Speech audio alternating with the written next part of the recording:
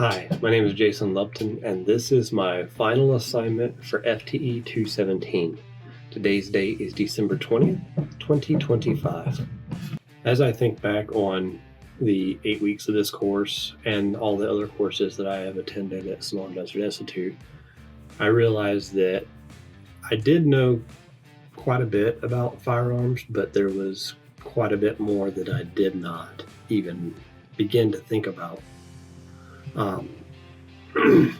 One of the things I was looking for a gas key staking tool for the LR308, and the availability online is almost nothing.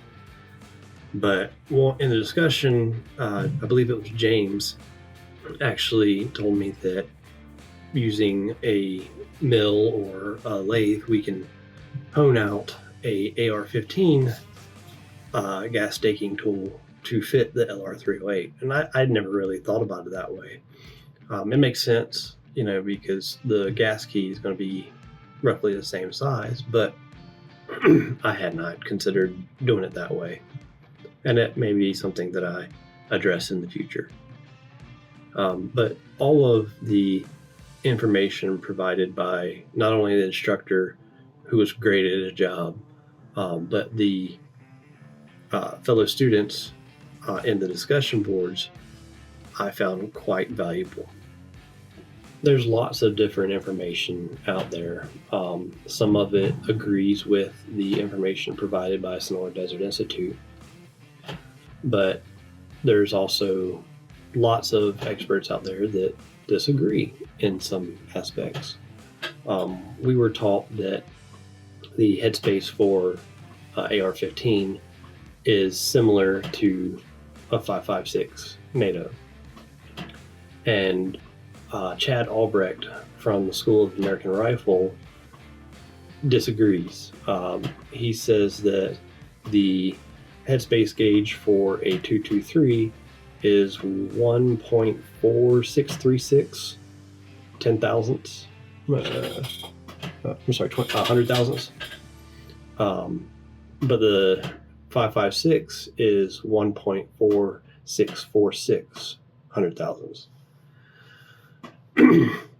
So there's lots of information like that, and it all comes down to experiences.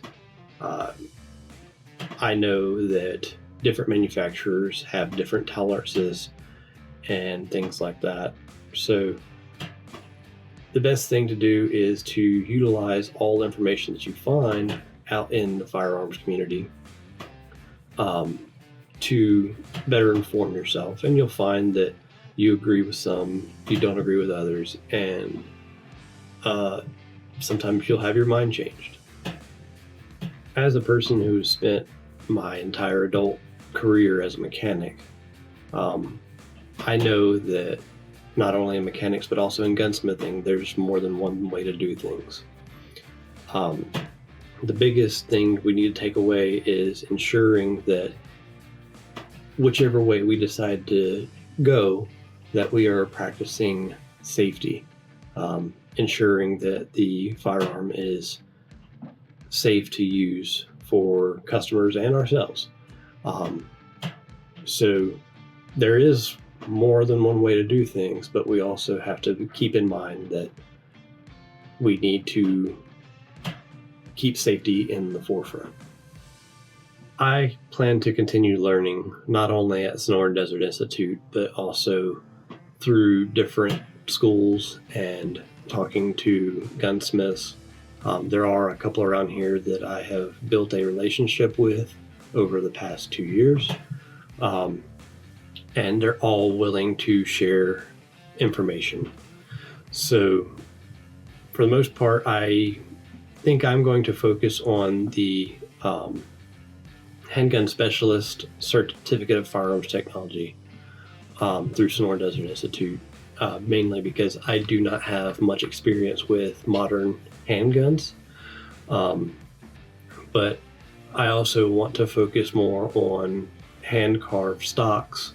So I'm going to be taking woodworking courses and things like that to help in that aspect, mainly because there is not a lot of that in my area, and I feel that I can build a niche in my market to provide to my customers here. Anyways, that's going to be the end of my assignment for the modern sporting rifle. I have thoroughly enjoyed my time, not only in this course, but at Sonora Desert Institute. And I hopefully look forward to seeing you guys in the future. Bye now.